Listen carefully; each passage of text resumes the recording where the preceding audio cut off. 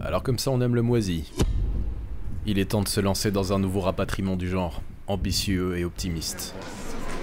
On est dans un aéroport, ce qui veut dire que ça va barder. Je sais pas comment ça va se passer pour la suite, sûrement mal. Et Clara s'est déjà fait hameçonner par le rayon parfumerie. Et effectivement, ça commence mal. C'est souvent là qu'on se dit « Tiens, en fait, l'embarquement a déjà commencé ».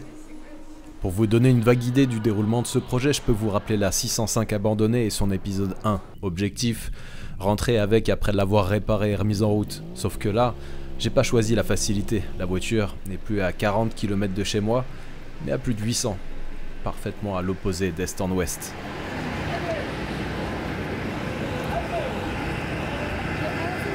Dans quelques minutes, on devrait s'envoler pour La Rochelle, et selon les prévisions, on devrait avoir droit à la météo que vous avez sous les yeux. Mais on peut compter sur les rapides variations de la côte atlantique, puisqu'on sera à 2 pas de l'île de Ré. Les membres de l'équipage vous indiquent actuellement les issues les plus proches de vous. Gardez à l'esprit que l'issue de secours la plus proche peut se trouver derrière vous. D'après les quelques photos de la voiture que j'ai pu voir, les chances de succès sont quand même plutôt faibles. Mais je crois qu'il est trop tard pour emprunter l'une des issues de secours. Plus de retour en arrière possible et d'ailleurs pour me motiver, j'ai pas réservé de billet retour.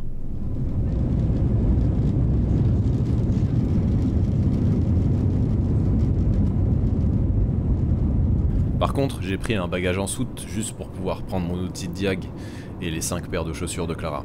D'ailleurs, je lui ai peut-être pas tout révélé au sujet de cette fameuse grande routière qu'on va acheter pour rentrer avec dans le plus grand confort. Et j'ai peut-être juste mentionné qu'un petit coup d'aspirateur sera pas de trop. 1h20 après le décollage, je distingue une grande étendue de flotte. Ça doit être par là qu'on va. Et la météo confirme son caractère ultra variable. Ouais, on va bien s'amuser.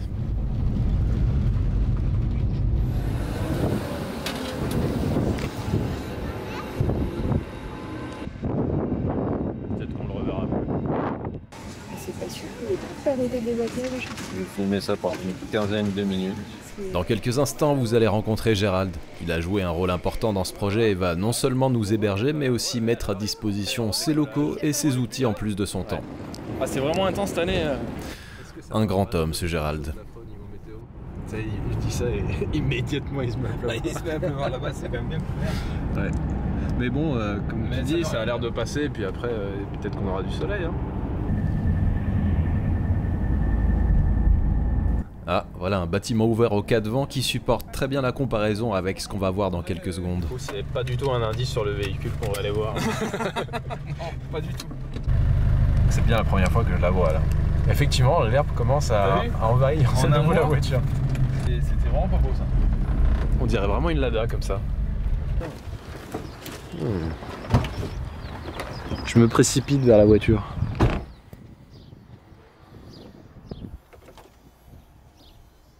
Je vous avais promis un petit carnage, hein, là. Je sais pas dans quoi je me lance en fait.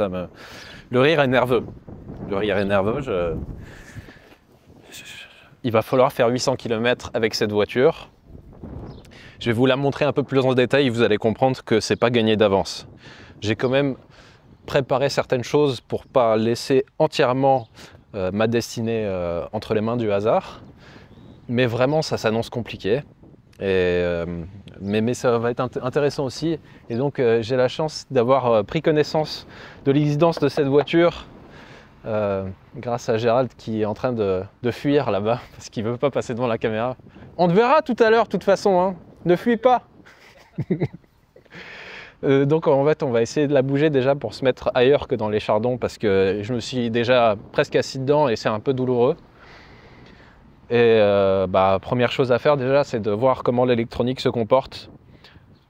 Je vais vous faire un petit tour de la voiture, je vais vous expliquer déjà comment elle est en arrivée là et je vais vous dire ce qui va probablement poser quelques problèmes. Ah, mais pourquoi il y a un filet de pêche à gauche? Non, c'est la bâche. Et qu'est-ce qui dépasse de la porte? Bah à mon avis c'est la bâche aussi. C'est vrai que ça lui donne un petit côté maritime. Vous avez reconnu une BMW série 7 de la génération E38, celle qui a succédé à la 730 que vous avez vue sur la chaîne il y a quelques temps. Celle-là s'est retrouvée à l'arrière d'un garage pendant 10 ans, malheureusement avec 2 vitres cassées, et la bâche n'a pas fait long feu. Et oui, ici le vent c'est pas ça qui manque comme vous l'entendez sûrement déjà. Ouais, ça pousse hein. Les chardons, ils sont en forme aussi. Elle était censée être fonctionnelle à son arrivée en 2014. Et ben, on va voir ce que ça donne 120 mois plus tard.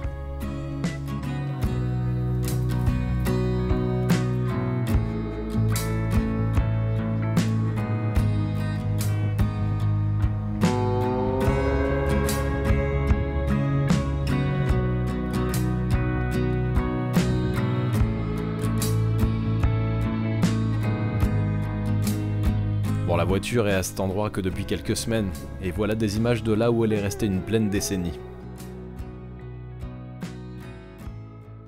Bon, on va revenir à l'instant présent, et commencer par la dégager de là. On sera mieux sur le goudron pour la suite. Il n'y a plus rien dedans. Bon, a priori, on va devoir faire sans l'anneau de remorquage. Pour le dépannage, et il a dû finir dans une autre voiture.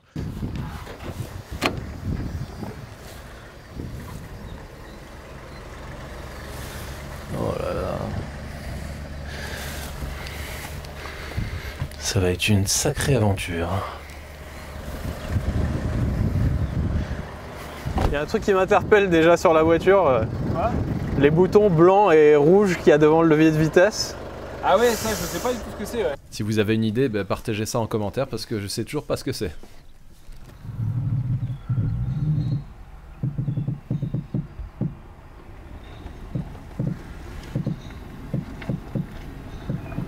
On peut pas vraiment dire qu'elle se laissait tracter avec beaucoup de bonne volonté.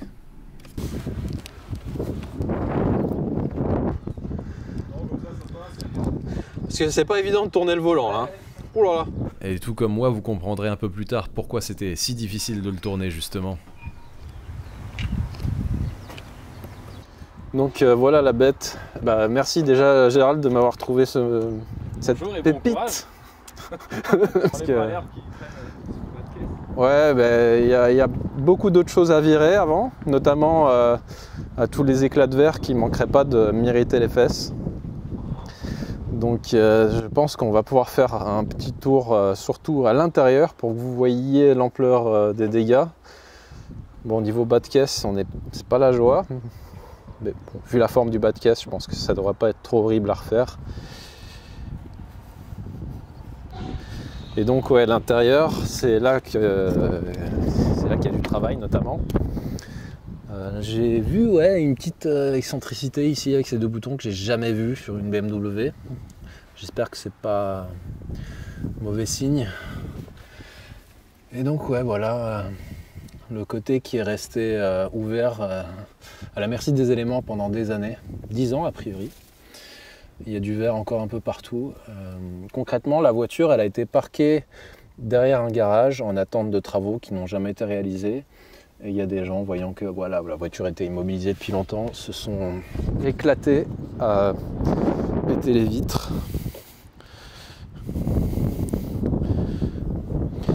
Si je me rappelle bien, la voiture, elle est rentrée en atelier pour remplacer les baguettes de porte, un truc comme ça. Les baguettes de porte et les cache-roues. Ah, c'est vraiment... Ouais. C'est triste, hein. Juste pour ça. Les vitres, c'est arrivé après. Oh là là. C'est un désastre.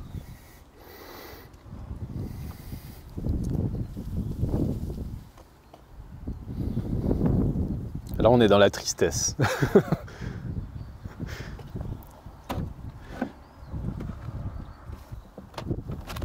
Surtout, je me demande dans quel état va être l'électronique à l'intérieur des portes.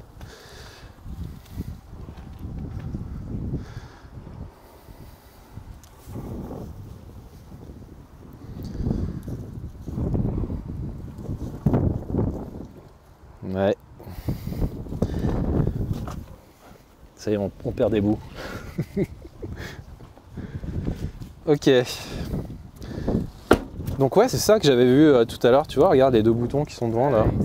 Après, au meilleur des cas, c'est genre un truc pour ouvrir une porte de garage à distance, un truc comme ça, mais c'est purement artisanal. Donc on va bien voir. Écoute, qu'est-ce qu'on a à faire de toute façon à part brancher une batterie? On va tester, hein. Pompe à essence peut-être, Dans un premier temps, même pas. Ouais, on peut déjà voir ce qui se passe en mettant le contact.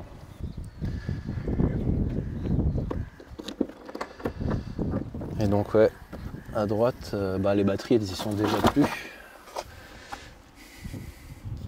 Alors ouais, en fait tu m'avais dit qu'il n'y en avait qu'un seul emplacement et normalement il y en a deux et c'est sur une sorte de plateau pivotant.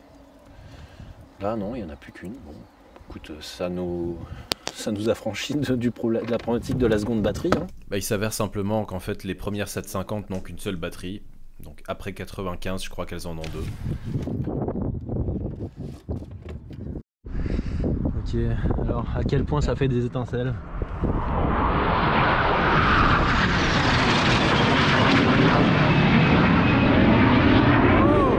Il y a des gens qui essayent de bosser ici. Oh ça va.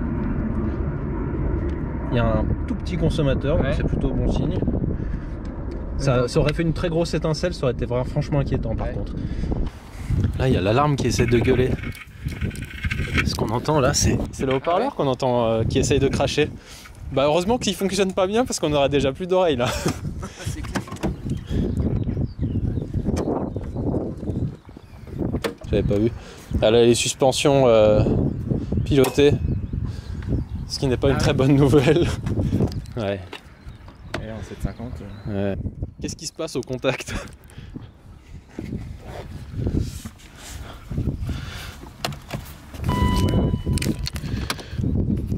C'est bizarre, elle est configurée en allemand.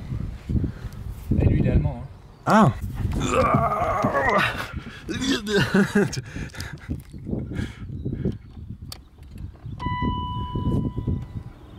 La ventile marche nickel là. J'ai jamais eu une BM avec une ventilation aussi silencieuse. Les moteurs de... Oh ça pue hein. Ah, ça pue. Mais ça pourrait être pire. Franchement. Oh putain, il y a... Oh c'est mort. Il y a plus de liquide la glace. C'est foutu. Ça marche. Tu sais, la vraie connerie à faire là, ce serait d'essayer d'ouvrir le tout ouvrant. Pour créer une autre fuite. Là, mais surtout que ça se refermerait plus jamais Oui, si jamais c'est ça ça. s'ouvre. Et bah C'est écoute, le truc à tester tout de suite. pour l'instant, je ne sais pas. Ah, il y a de l'argent. Ça va être compliqué d'identifier ce que c'est par contre. Hein. On a des cassettes pour le trajet. C'est bon. On a Antonello Venditti et des trucs en allemand. Oh là! Ah bah le yop pour ce midi. Ah non, Oh non! putain, ah ouais. Alors il a jamais été consommé mais il est quand même vide. Il y a une bestiole souris. qui s'est servie là je pense. Hein. Ça, je crois. Elle avait soif. Et je pense qu'il y a un peu de jus de pomme dans le fond de la... Écoute, le circuit électrique il a l'air de fonctionner à peu près. Est-ce que les sièges se déplacent? Alors ce côté vitre ouverte pour l'instant je vais pas essayer mais...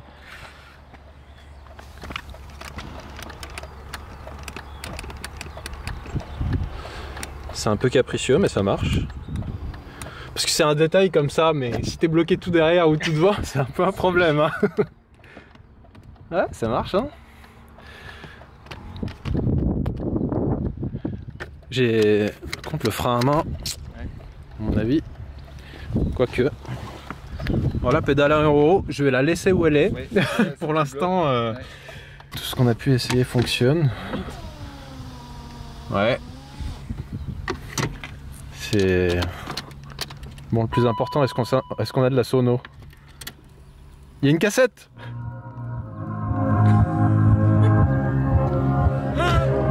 Ouais, c'est bon, à espoir. Ah.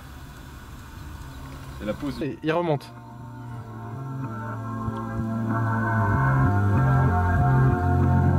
Tu sais que le son vient de la porte. Ouais, ouais. Et c'est même pas si mal, hein. Bon, c'est la cassette qui est pourrie là, mais. Regarde, C'est- C'est incroyable ces bagnoles quand même. Hein. Tu sais, d'habitude en fait, je regarde les vidéos de mecs qui redémarrent des bagnoles et oh regarde, l'ampoule là fonctionne et tout. Oui, bon, c'est une ampoule, on s'en fout. Mais là, je dois admettre que je suis assez bluffé.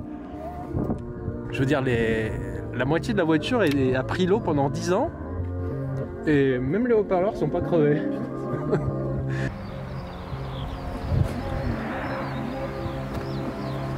incroyable. Vas-y, ferme doucement.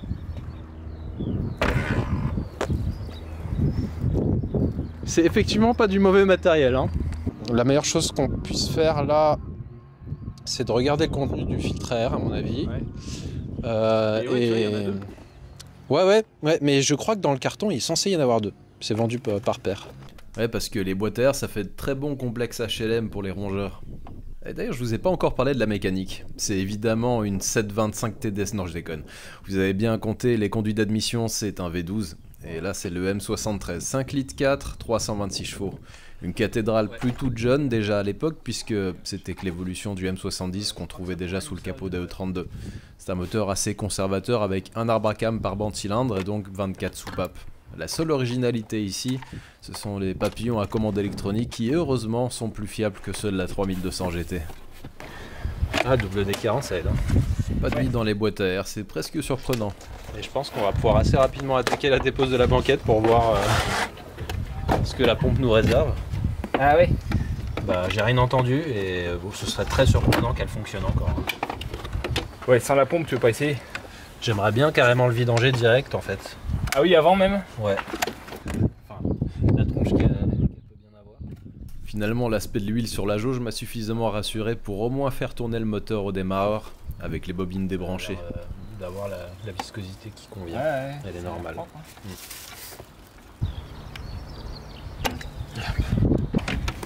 Là. C'est bon? Ouais. T'as vu à quelle vitesse on progresse quand même?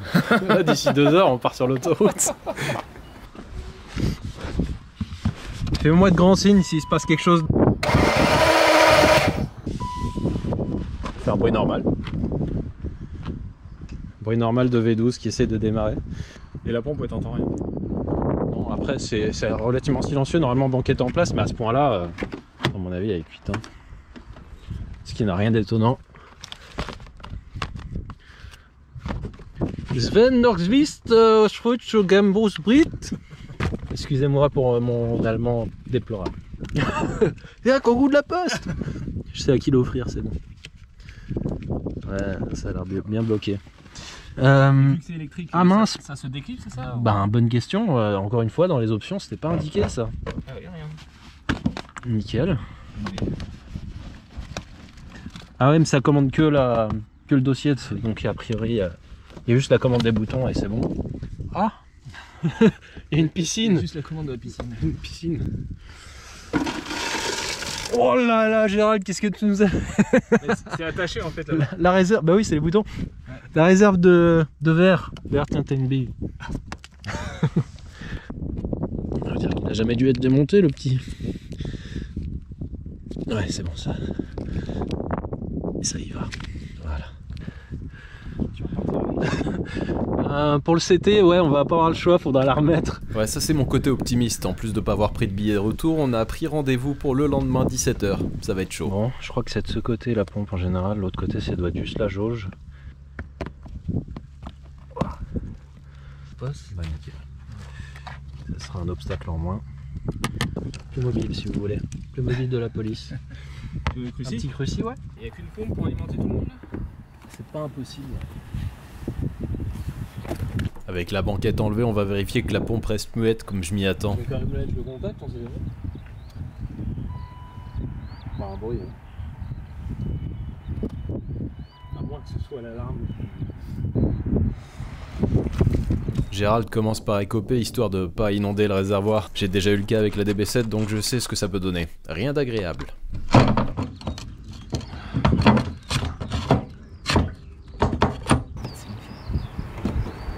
Mais il vaut mieux déposer le réservoir. Ah oui, de toute façon, oui, t'es obligé. Pour enlever le réservoir.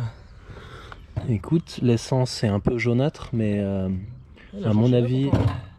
Oui, il y a une jauge de chaque côté, mais la pompe est là. Ouais. Et donc, bah, elle, va falloir qu'on contrôle si elle est morte ou pas. Et première chose à faire, c'est de voir si elle est alimentée lorsqu'on met le contact, parce que, comme je t'ai dit, l'alarme qui fait semblant de gueuler dès que tu mets la batterie. Heureusement, le multimètre indique bien que la pompe est alimentée quelques secondes à la mise au contact. Donc, elle est morte, et c'est une bonne nouvelle. Parce que là, un problème d'antidémarrage, ça aurait été bien plus compliqué à gérer. clips là et là et ça doit tout venir. Depuis le départ, je répète que je suis parti optimiste, mais c'est que j'ai pris mes précautions. En fait, plusieurs semaines à l'avance, j'ai demandé à Racing Lube un gros carton avec tous les fluides que je compte remplacer. Autoshop a expédié sur place tous les consommables pour une remise en route dans les règles. Et pour finir, j'ai fait appel à Emilien dont l'activité se concentre sur les pièces de 38 d'occasion. Il a envoyé une pompe en plus d'un paquet d'autres trucs qui vont se révéler aussi indispensables. Yes. Ah, ça marche mieux tout de suite. Ça marche mieux. Par contre, la vieille essence dégueulasse. Mais ça c'est pas gênant. Bah si. Si en fait, concrètement, l'essence, au fil du temps, à la fin, c'est du vernis. Ah ouais. Ça a la même odeur, la même consistance, la même couleur. Et le problème, c'est que ça colmate tout. Tu veux la vidanger ou pas? Alors la vidanger, c'est pas forcément utile. Par contre, le mieux, ce serait de la diluer. Compléter. Par contre, lui, il y a quand même Ah ben oui. plus conciliant. Petite découverte fâcheuse. Il y a évidemment un écrou anti-vol BMW sur chapeau. Ouais, ça doit être le filtre air. Filtre air, ouais. Donc, ouais, Autoshop. Pour rappel, si vous avez besoin de commander des pièces, vous avez droit à un code de réduction chez eux, moins 20%. Vous m'excuserez d'ailleurs pour ma pudicité pédestre du jour. Les bouts de verre m'ont dissuadé de tenter le coup. Allez, bye bye de la bâche. Ouais, j'ai vu dans le corps. Racing. Ouais, ça fait toujours plaisir de retrouver quelques couches usagées.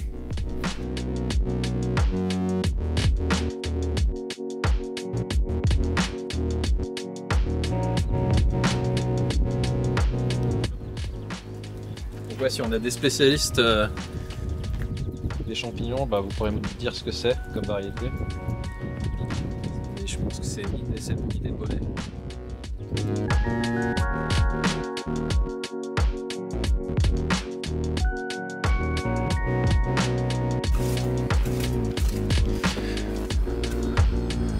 Magnifique.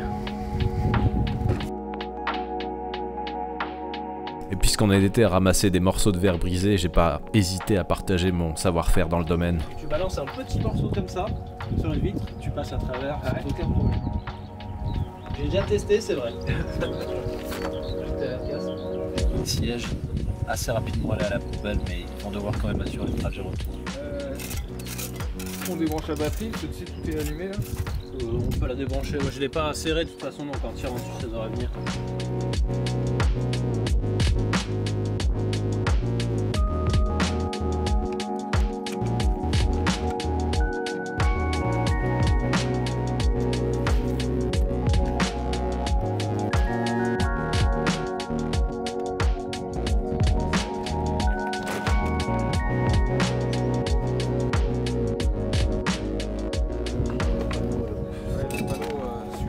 C'est quand même du carton, hein, donc Dans le gros colis envoyé par Emilien, il y a évidemment 2 vitres de remplacement, les mêmes en double vitrage. Et heureusement qu'elles sont arrivées intactes, donc on va pouvoir tenter de les installer.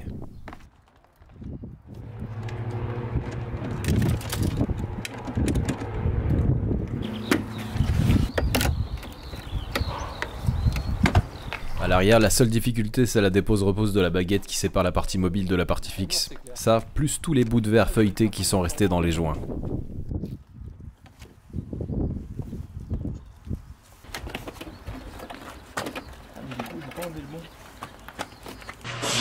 Une des deux. voilà une. Yes. Il y a d'autres bricoles dans le fond du carton. Je vise quelque chose là Parce que j'ai compris, c'est fragile.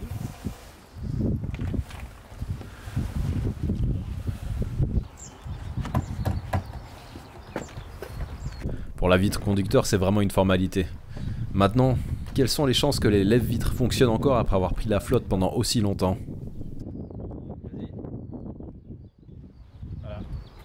Maintenant que la voiture est étanche, les gros nuages arrivent et comme on n'a pas super envie de continuer à bosser sous la pluie, on va remettre de l'air dans les pneus et la pousser jusqu'au-dessus de la fosse. Et ouais, on se refuse rien.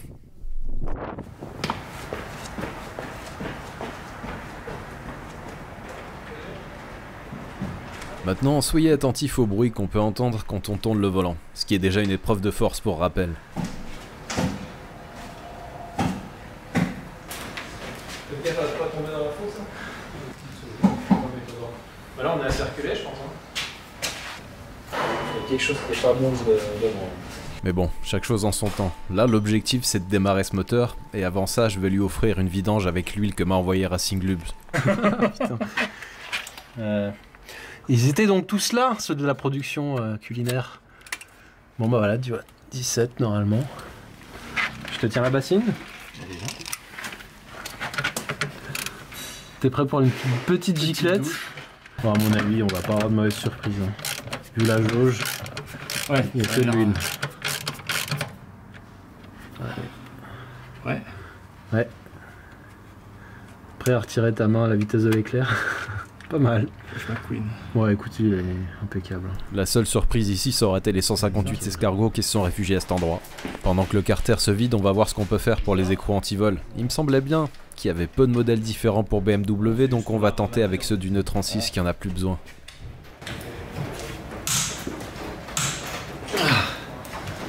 Ça va le faire, hein.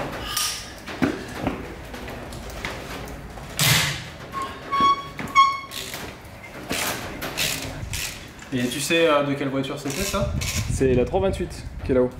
J'espère que ça fonctionnera encore pour les autres. Ouais, mais ils sont plus dedans les écrous. Bon, bah, nickel. De toute façon, ça va dans la poubelle, c'est ça au prix là. Et quitte à remplacer lui, je me suis dit que ce serait aussi l'occasion de changer le filtre. Mais finalement, la meilleure idée, c'était de renoncer. Et c'est du plastique alors. Pas une très bonne nouvelle. Et là, j'ai su être raisonnable parce que si on cassait ça, c'était fini. L'essence fraîche, elle va sûrement apprécier. Tu veux un coup de main ou t'arrives au fond du bidon? J'arrive au fond. Non. J'ai servi à rien. On va espérer que le filtre à essence oppose moins de résistance. Mais parce que je Ah, crois que c'était un peu rouillé là. t'as raison. Puis de toute façon, c'est pas mon garage, hein.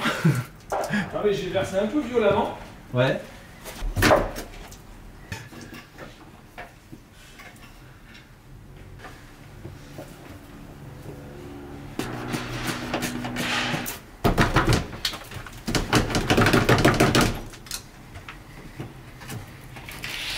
Pendant que Gérald s'occupe des derniers écrous anti-vol, je rebranche les bobines et... ouais, on va pouvoir tenter le démarrage. Mais avant, j'ai envie d'être sûr qu'on arrive à joindre les calculateurs moteur et boîte, donc l'outil de diagnostic va m'être utile. Je l'aurais pas amené pour rien au moins.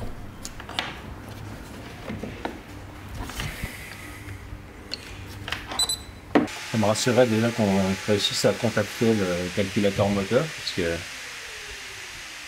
si c'était pas le cas, c'est plus non plus. Yes, ça marche. Donc on a deux gestions, une pour chaque banc. Les données ont l'air bonnes, sauf bon, bah, la vitesse, là, 160 km/h, c'est pas tout à fait ça. Maintenant, est-ce qu'on arrive à lire la boîte? Est-ce que ça marche? Non, c'est bon. Cool. Aucune erreur. Et là, ce qui nous intéresse, c'est de savoir si on a la température de boîte. C'est pour la vidange, c'est bien. J'ai ramené le thermomètre infrarouge, mais c'est quand même mieux d'avoir... Mais là, je crois que oui, hein. ATF temperature, ça doit être ça. On va pouvoir la faire tranquillement tout à l'heure. 15 degrés.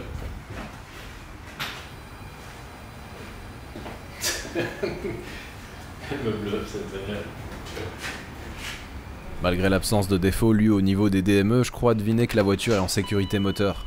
Mais comme elle me parle en allemand, j'aimerais bien changer la langue pour le français. Sauf qu'il semblerait qu'on ne puisse pas le faire sans l'outil qui va bien.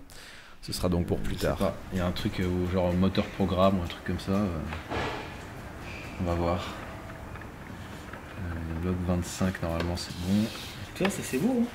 Ouais, ça a tenu le coup. Et après, la langue c'est 10.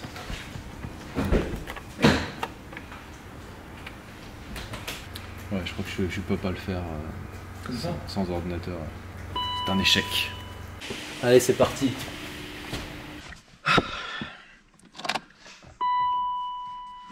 Oui, tout va mal, on sait.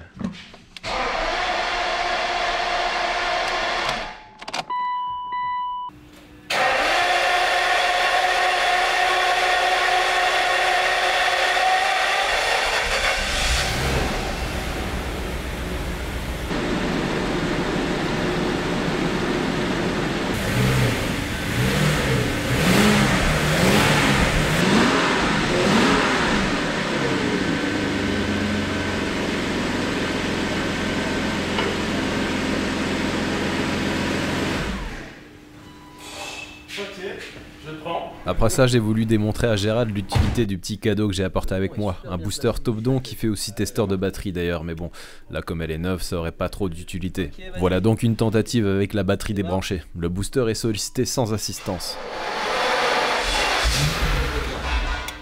Voilà, là c'est le booster qui a coupé, mais tu peux la retenter, je pense. Voilà. Tu vois, quand elle démarre, elle a besoin de la batterie d'ailleurs, cette voiture. Il va falloir qu'on teste l'alternateur. Mais c'est très fréquent hein, sur ce genre de moteur. L'alternateur il débite pas assez au ralenti pour alimenter tout ça. Avec la cible accélérée, elle tiendrait. C'est possible, ouais. Le moteur est vidangé et démarre. On est sur la bonne voie. Maintenant, on va vidanger la boîte auto. C'est un peu plus technique, mais c'est une bonne idée de le faire dans tous les cas. À 150 000 km, il y a malheureusement de grandes chances pour qu'elle y ait jamais eu droit. Et après cette immobilisation, c'est d'autant plus intéressant de s'en occuper avant de tenter un potentiel grand trajet autour. Ouah, ça a l'air nickel. C'est de l'hydraulique quoi. Donc, là, le problème c'est qu'elle est chargée des éléments des disques de friction quand même. Donc ça. T'as vu, ça c'est bon signe. Ouais. L'aimant il a recueilli que des éléments de friction, il n'y a aucun. Ouais, y a pas d'image. Il n'y a aucun morceau. On va peut-être réussir à faire du beau boulot. Hein. Vas-y, descends bien tout ras.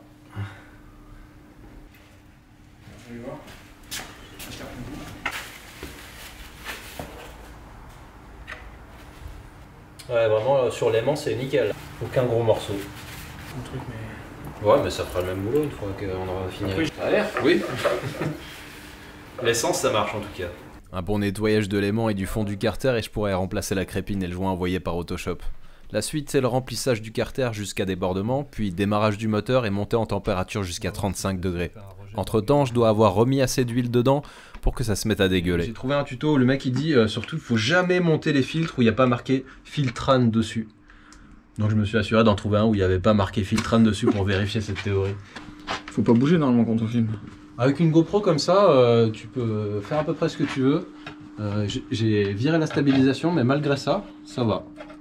On pouvait pas rêver que ça se passe tellement mieux que ça, hein, parce que sinon c'est une vraie blague. Enfin, moi je suis à deux doigts de me poser des questions du genre, mais en fait ça a été simulé tout ça? Cette voiture a-t-elle été réellement abandonnée dans... Ah, ou c'est simplement une BM des bonnes années. Voilà le fameux remplissage moteur coupé, j'arrive à en mettre quelque chose comme 3 litres à ce stade. Ouais, Bah de toute façon on peut pas s'y tromper, le moment où ça commence à nous pisser dessus, c'est que c'est bon, on peut démarrer le moteur. Bon, on n'a pas filmé l'étape du remplissage moteur tournant, mais comme dit plus tôt, il suffit de remplir en surveillant la montée en température via l'outil de diagnostic.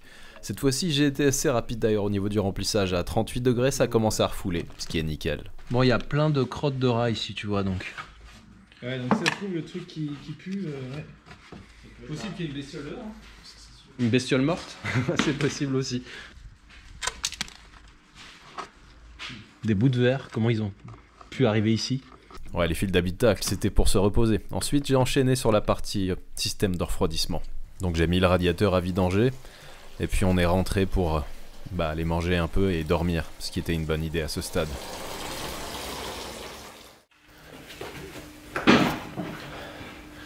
Jour 2 de la remise en route. Ça s'est bien passé hier, j'ai pas d'autres mots. C'est presque inespéré vu la durée d'immobilisation de la voiture et l'aspect au premier abord. Hier, en finissant ma session, j'avais démonté les 2 courroies d'accessoires après avoir viré d'autres trucs dont le vase d'expansion et tout pour pouvoir y accéder. Je vais remplacer les galets qui sont éventuellement morts là, je vais contrôler. Les courroies elles sont dézinguées donc il faut les changer. J'ai les neuves avec moi. Et après l'objectif c'est de la mettre dehors. Et on va pouvoir tester les freins notamment sur le parking, voir comment ça se comporte. Si ça n'a pas l'air de gripper, ce sera plutôt bon signe. Après il faut que je trouve des essuie-glaces et comment les fixer parce qu'évidemment c'est un système spécifique BM et ça se trouve pas à tous les coins de rue. Qu'est-ce qu'il nous reste d'autre? Si j'ai le thermostat là que je vais remplacer aussi, il faudra nettoyer l'intérieur si on compte vraiment rentrer avec. Parce que sinon je pense que ça va finir avec une bonne pneumonie ou une infection respiratoire quelconque.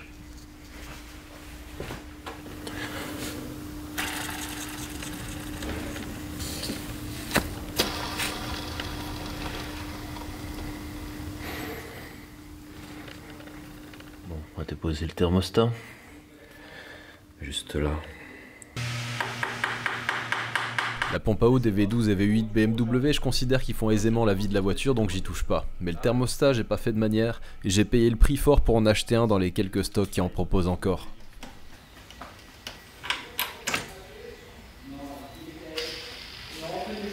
Pour les 2 galets des courroies d'accessoires, j'ai encore pu compter sur Emilien qui m'en envoyait d'occasion mais en super état. Là, c'est difficile d'en verser à côté. Attends. J'ai oublié de refermer la vis de vidange du radiateur, ouais.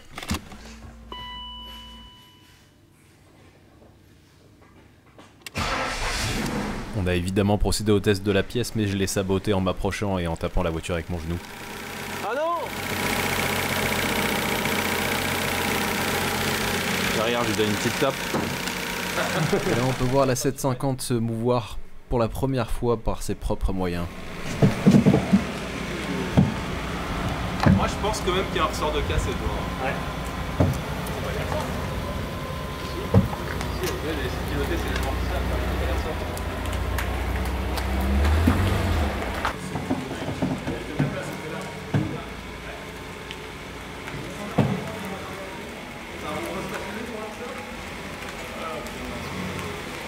Et reviens vers moi.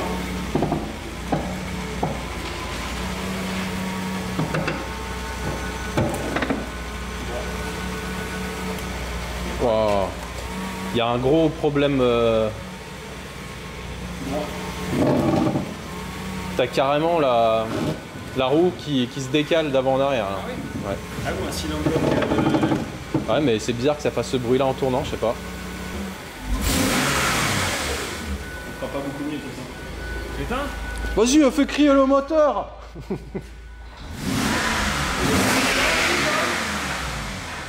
Nickel. Il y a de la bonne condensation à l'échappement comme il faut, quoi. Pas bleu, pas gris. Pour la purger ou...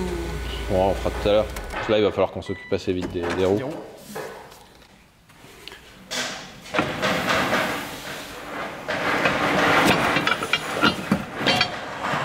Voilà donc le premier imprévu. Le deuxième est arrivé peu de temps après.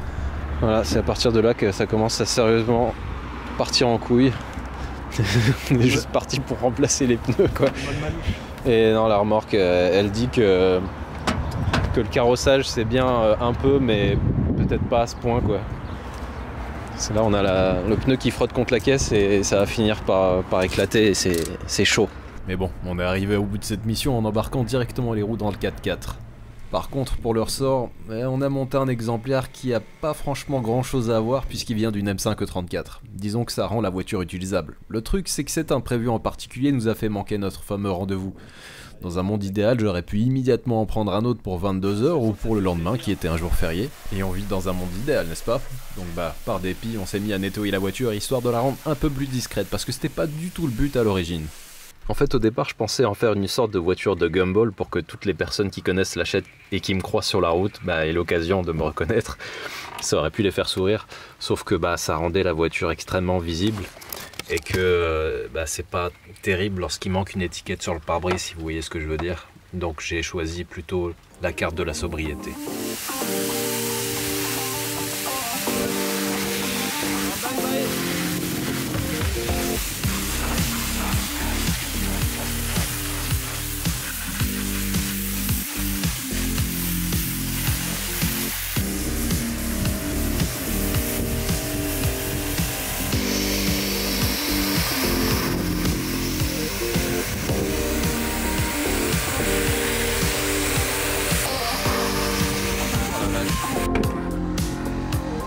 Parce que là c'est vraiment juste en dessous alors.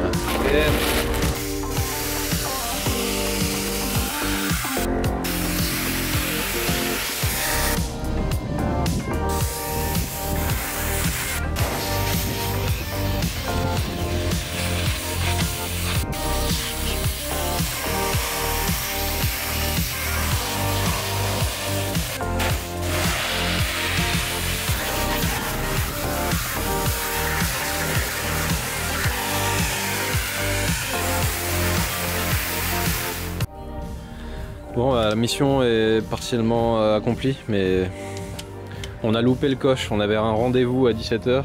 Je vous dirai pas lequel, vous avez qu'à deviner. Et on n'a pas réussi à l'honorer de notre présence. Donc on a monté un ressort 2,34 qui a un peu de mal à gérer le poids du V12. Mais bon, on a quelque chose en place qui risque pas d'aller entailler le pneu ou couper une durite de frein. On a nettoyé l'intérieur, enfin Gérald a fait ça d'une main de professionnel. Ne déviez pas votre regard de ce véhicule, c'est d'une qualité inférieure, nettement inférieure à cette magnifique série 7. D'autant plus qu'elle dispose d'options spécifiques à la série limitée Île de Ré. Individuelle Île de Ré, exactement. Comme cet intérieur retapissé de grande qualité, assemblé avec voilà, des mains artisanales talentueuses. Il est temps de répondre à Clara qui est en train de sérieusement paniquer.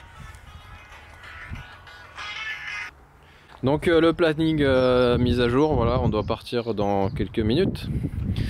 Il est très tôt dans la journée. Voilà, l'intérieur est retapissé avec des matériaux de grande qualité. Là-dessous, ça se voit pas, mais il y a encore un truc imperméabilisant. Je vais y arriver. Parce que bon, évidemment, tout le reste était trempé. Mais il n'y a pas le choix, il faut y aller. Hein. Madame a décidé qu'il était temps d'y aller. Elle va parfaitement fonctionner cette voiture, c'est sûr. Il ne va rien nous arriver.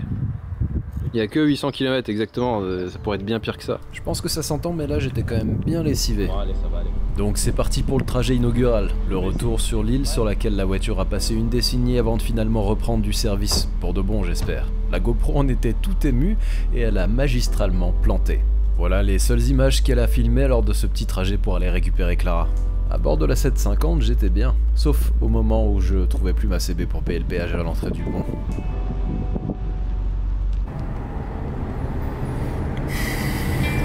C'est vraiment très dommage pour cette histoire d'amortisseur parce que à part ça, franchement, elle roule super bien la voiture. Je suis impressionné.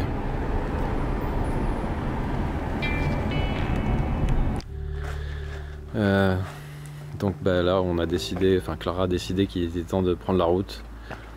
Les conditions ne sont pas forcément optimales, mais il faut y aller. Voilà, apparemment, c'est le moment où il faut s'arracher. Donc Gérald est en train de gérer les derniers préparatifs pour qu'on puisse voir quelque chose à travers le pare-brise. Départ à 23 h. Ouais, c'est nickel. De toute façon, j'ai pas d'outils, j'ai pas eu le temps d'en acheter. Donc voilà, qu'il fasse jour ou nuit, ça n'aurait pas changé grand chose, a priori. Clara a décrété que l'intérieur était parfaitement dégueulasse. Ce qui est un peu vexant parce que j'ai passé du temps pour la nettoyer, mais non, pour sa défense, c'est vrai que c'est pas une réussite. Ouais, je suis pas très fan. Moi, je trouve que ça fait un peu kiki. Moi, j'aime beaucoup les voitures kiki. Moi, je peux faire 100 fois l'autre à l'autre. Alors je suis peut-être pas sûr de l'issue du trajet qu'on entreprend ici, mais par contre je suis certain qu'il faut absolument que je retourne voir Gérald pour voir plus en détail chacune des merveilles qu'il cache dans ses garages. Clair, mais oui. Et vous pouvez me croire, ça vaut le détour. Tu veux reprendre l'Alpina, puis moi je pars avec l'autre, c'est ça? Ah bah... Elle avance si tu veux. Franchement, en plus, ça doit être sympa. Par contre, elle est en boîte automatique, Clara, je suis désolé. Hein. Bah, c'est parfait quand automatique. Ah non, j'aime bien conduire. Ah, bon, j'aime bien vraiment conduire, tu vois. Bon, ça va, ouais, je trouve, c'est Vinaigre, en c'est mieux fait, quand même. Pardon? Ça lui a fait du bien le vinaigre. T'enregistres Ouais, bah écoute, je vais te dire ça. tous mes propos fort intéressants quand je dis que c'est pas pire. C'est pas pire? Bah, l'odeur de vinaigre et de marée mélangée, c'est... je m'attendais à pire. Ouais, mais ça dépend ce que t'aimes dans la vie. Hein. Oh, ouais, non. Vous allez faire une super route, ça. Il y a moyen que ce soit pas si mal, hein. Allez, c'est parti. Merci beaucoup. Merci, ouais. Ouh la vache. La soufflerie, je te dis pas ce qu'elle nous envoie dans la gueule. Je crois que je me suis pris des petits morceaux de cailloux ou je sais pas trop. On te dit quand on est arrivé. Merci encore. Hein. Bon retour. Brunsfurskprufen. On viendra peut-être bientôt vous réenvahir du coup.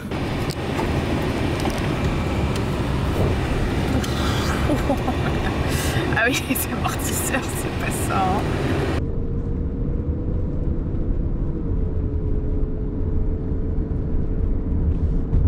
Comme Clara a remarqué à quel point la voiture est confortable, j'essaye de l'impressionner également par la qualité du système audio. La cassette, elle est aussi sous l'eau, quoi. C'est exactement ça en plus. On dirait Sigur Rós du coup comme ça. Ça agresse pas les oreilles au moins. Pour l'instant, la conso moyenne n'est évidemment pas très impressionnante, mais on va voir ce que ça va donner sur tout le trajet. Si tu veux bien rouler aux limites, ce serait bien. Comprenez par là qu'il n'est pas question de traîner sur la route justement pour battre des records de consommation.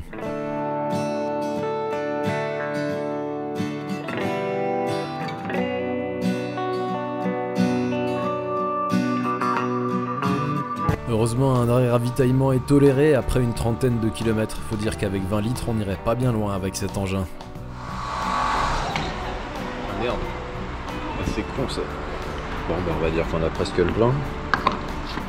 C'est la première fois que je peux pas mettre autant d'essence que je veux. Là, je suis au plafond, je peux pas mettre plus de 120 € de carburant. Ah bon, moi j'ai 160, je crois. Bah là, on 120. T'as vu, elle est belle la voiture que j'ai trouvée dans la voiture. Non? Bah, faut qu'on la rénove, c'est comme la voiture. Avec ce quasi plein d'essence, on est reparti jusqu'à Tours, ce qui nous fait déjà 230 km. Et j'ai rien filmé vu qu'il s'est rien passé et qu'il n'y avait rien à voir à part ma tronche fatiguée. Ouais, bah elle fait toujours un petit peu épave quand même sur les bords. Hein. De loin, on dirait quand même vaguement une voiture abandonnée. Mais tant qu'elle nous ramène à bon port, c'est tout ce qu'on demande. Clara ne semble pas émettre trop de doutes à son sujet, donc ça devrait le faire. Le problème de ressort, il s'est pas arrangé entre temps, hein, mais ça n'a pas l'air de se dégrader. De toute façon, je crois qu'elle est embutée tout le temps. Donc il faut éviter de prendre des grosses bosses où il n'y a rien, ça se compresse pas. Donc on aurait pu effectivement rouler sans ressort, ça aurait pas changé grand chose. Déjà on va voir si on a encore de l'électricité. Parce que sur ces vieilles voitures, un problème électronique est vite arrivé. Déjà oui, la télécommande ça fonctionne, ça c'est pareil pour le coffre.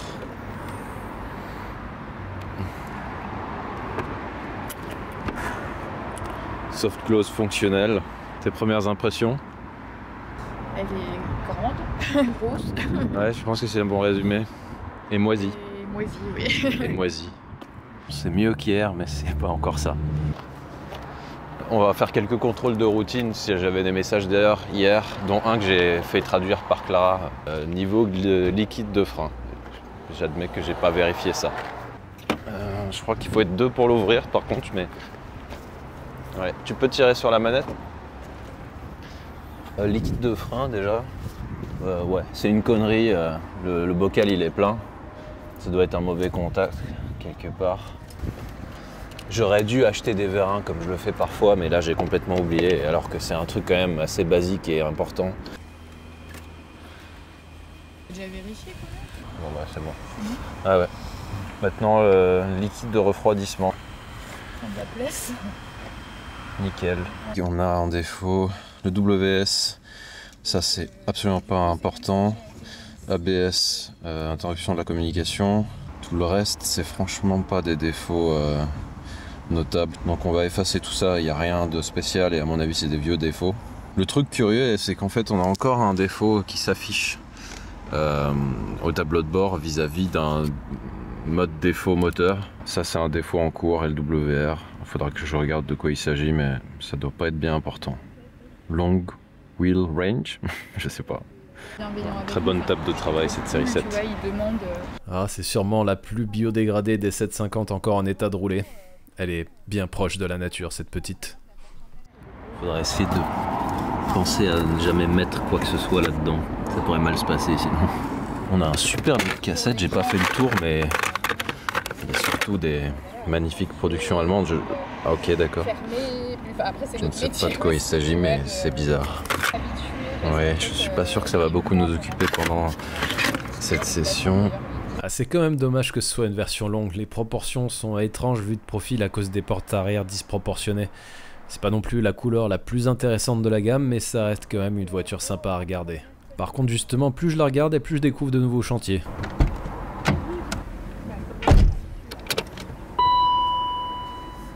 Moteur en mode de protection d'urgence. Non, je sais pas. C'est comme ça depuis le départ et ça n'a causé aucun problème, donc on va continuer comme ça. Je vais tenter un truc totalement inconscient. Le taux ouvrant. Oh non. Non mais t'es sérieux là? Ah c'est bon, ça marche. Ah, c'est juste pour l'avoir entrebâillé. Ça fasse un peu d'air. C'est bon, la clim ne fonctionne pas, c'était prévisible, mais j'aurais bien aimé qu'elle me surprenne. À 130, on est à environ 2000 tours et l'indicateur de conso navigue entre 10 et 11 litres au 100. La caméra traduit assez fidèlement ce qui se passe avec l'amortisseur avant. Il trépide au gré des aspérités de la route. Heureusement qu'on a des gros boudins autour des jantes.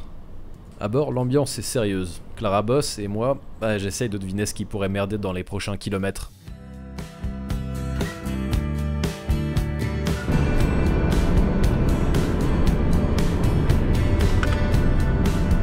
Allez, on va dire qu'on a assez roulé pour mettre un peu de gaz à la réaccélération.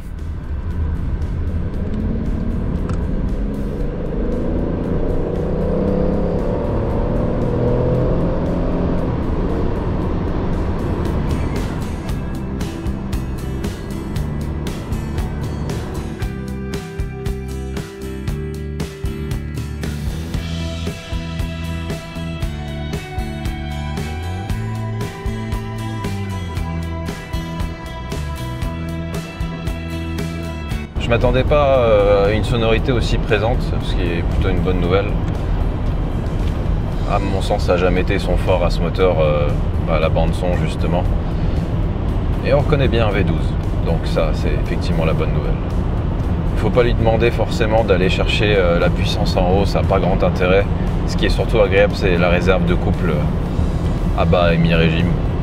Je vous ai parlé des réactions sur la route à cause de l'amortisseur, donc niveau comportement, c'est difficile de juger à ce stade, mais ça me semble pas si mal. Je peux parler plus rapidement des trucs qui fonctionnent pas que de vous dresser la liste de tout ce qui marche. Donc la clim, malheureusement. Aujourd'hui, c'est pas trop un problème, il fait pas si chaud que ça, donc c'est supportable. Le rideau électrique arrière, il est bloqué à mi-course, mais je pense qu'il est juste grippé dans ses glissières. Il y a la vitre arrière gauche qui est figée, peut-être juste collée finalement à ses joints. Et quelques messages d'erreur qui s'affichent sans vraiment de raison. Et c'est tout.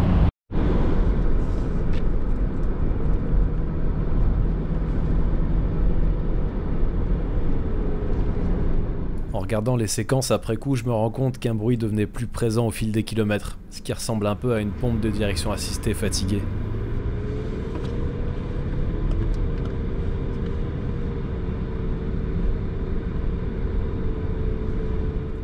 Je crois qu'on est aux 3/4 du chemin. C'est comme d'habitude en fait finalement, il ne se passe pas grand chose, ce qui est une bonne chose pour moi. Un peu moins pour la vidéo puisque le suspense est relativement faible, voire inexistant. Mais je peux déjà vous donner mes impressions sur la voiture et la manière dont ça se déroule pour l'instant. Depuis le départ, je suis plutôt confiant avec cette voiture. J'ai eu une bonne impression ou intuition. Je sentais que ça allait plutôt bien se passer et ça a l'air de se vérifier. Il y a juste un petit moment sur le début du parcours où sur certains revêtements, je me posais des questions sur quelque chose qui se passerait au niveau des trains roulants ou de la transmission parce que c'est bizarre, toute la caisse semblait vibrer un peu. Et en fait, c'est dû au fait qu'il n'y a plus d'amortissement à l'avant gauche et du coup, n'importe quelle aspérité sur la route, ça se ressent directement sur la caisse et dans la voiture. Niveau conso, on est à 10 litres 3 là, je crois, sur cette partie du parcours, 10 litres 6 depuis le début. Ce qui est bien pour un V12 de 5 litres 4. Il y a 2 minutes, il m'a affiché niveau de liquide de refroidissement faible. D'après ce que j'ai pu comprendre, hein, ça reste de l'allemand et mes notions sont limitées. Sauf qu'il est encore plein le bocal. Je vais aller jusqu'à chez moi et puis on se retrouvera là-bas, je pense, pour la suite, parce que j'ai rien à rajouter d'autre. Je devais être un peu dépité qu'il se passe rien, parce que j'ai commencé à raconter des trucs sans aucun intérêt. Cette vitre est un peu opaque.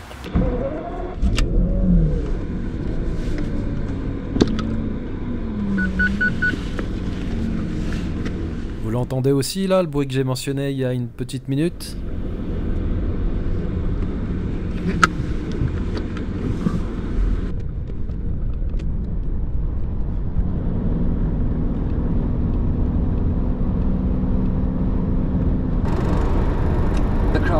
aussi une ambiance, une atmosphère digne de celle des tableaux de Gainsborough. Non mais quand je dis qu'il n'y a aucun suspense, c'est pas une blague. Le bruit en question posera d'ailleurs pas de problème. Enfin, pas cette fois en tout cas. Et donc à part la monotonie du trajet, ben, elle a roulé, j'ai conduit. Clara a bâillé et on est arrivé.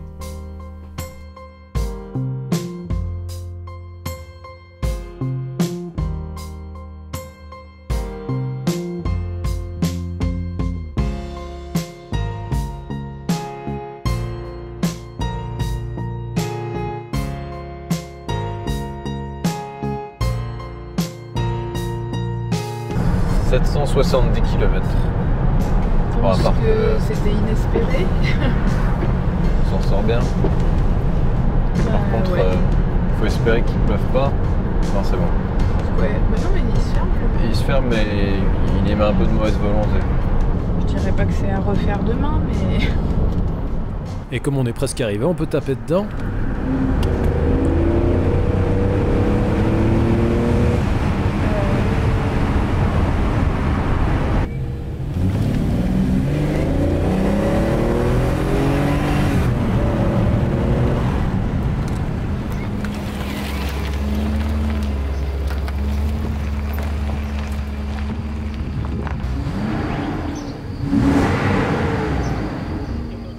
Et c'est sur cette absence totale d'événements dignes d'intérêt que s'arrête cet épisode 1. Cette voiture a prouvé qu'elle roulait aussi bien qu'elle servait de tuteur aux arbustes.